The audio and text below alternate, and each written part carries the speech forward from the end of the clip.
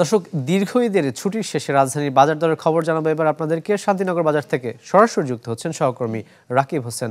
রাকিব, বাজার দর কেমন দেখছেন? ঈদের পর মানুষের পণ্যমূল্যের যে দাম রয়েছে সেগুলো নিয়ে কোনো অভিযোগ রয়েছে কিনা, সব মিলিয়ে বিক্রেতারা কি বলছেন? 1, 2, 3 ঢাকায় জমি জিতে নিন 100% ক্যাশব্যাক সহ 20 কোটি টাকার পুরস্কার।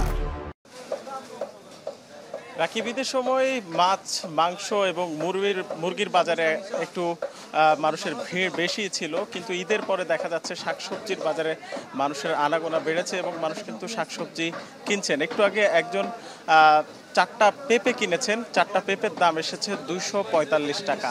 তো আসলে প্রতি কেজি পেঁপের দাম এখানে 45 টাকা করে রাখা হচ্ছে এবং টমেটো বিক্রি হচ্ছে 60 টাকা এবং বেগুন বিক্রি হচ্ছে 60 থেকে 80 টাকা পর্যন্ত। তো আসলে এই যে আমাদের দেশে উৎপাদিত শাকসবজির এই দাম, অনেকে বলছেন তাদের নাগালের মধ্যে আছে, তবে যারা নিম্ন মধ্যবিত্ত এবং মধ্যবিত্ত কম আয়ের মানুষ, তাদের কাছে কিন্তু এই দামটা অসহনীয় এবং অনেকের ক্রয় ক্ষমতার বাইরে।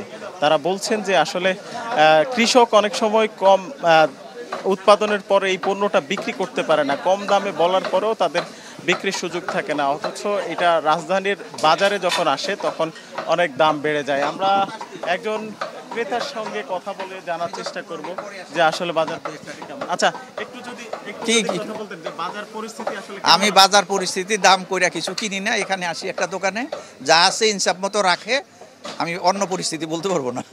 আচ্ছা, আপনি শুনছিলেন যে আসলে অনেকেই এখন দর কষাকষিরও সুযোগ পাচ্ছেন না।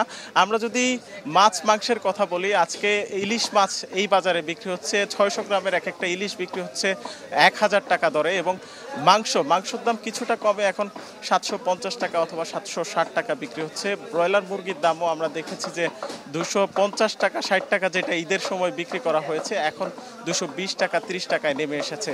যদি মুদি পণ্যের কথা বলি, সেখানে দেখা যাচ্ছে যে আলুর দাম কিন্তু হঠাৎ করে বেড়ে গেছে। আলু ঈদের আগেও বিক্রি হয়েছে 45 টাকা কেজি দরে, কিন্তু এখন হঠাৎ করে 55 টাকা বিক্রি হচ্ছে প্রতি কেজি আলু। এর বাইরে মসুর ডাল বিক্রি হচ্ছে 150 টাকা পর্যন্ত, পেঁয়াজ বিক্রি হচ্ছে 60-70 টাকা। এই যে আমদানি পণ্যেরও দাম বাড়তি এবং আমাদের দেশি উৎপাদিত পণ্যের দামও বাড়তি, এর পেছনে বড় কারণ বলা হচ্ছে যে আসলে আমাদের চাহিদা এবং যোগানের যেই সমন্বয়টা, সেই সমন্বয়টা না থাকার কারণেই কিন্তু আসলে বাজারে এমন একটা অস্থিরতা তৈরি হয়েছে। যারা সাধারণ ক্রেতা আছেন তাদের অভিযোগ যে আসলে ব্যবসায়ীরা নিজেদের মতো করে অনেক সময় দাম রাখছেন এবং যারা বাজার মনিটরিং করার দায়িত্বে থাকেন সরকারি কর্তৃপক্ষ, তারা ঠিকমতো মনিটরিং না করার কারণেই কিন্তু এই অস্থিরতা বাজারে। রাকিব, আপনাকে ধন্যবাদ। দর্শক, ঈদ পরবর্তী বাজার ব্যবস্থাপনার সবশেষ তথ্য জানাচ্ছিলেন আমাদের সহকর্মী রাকিব হোসেন।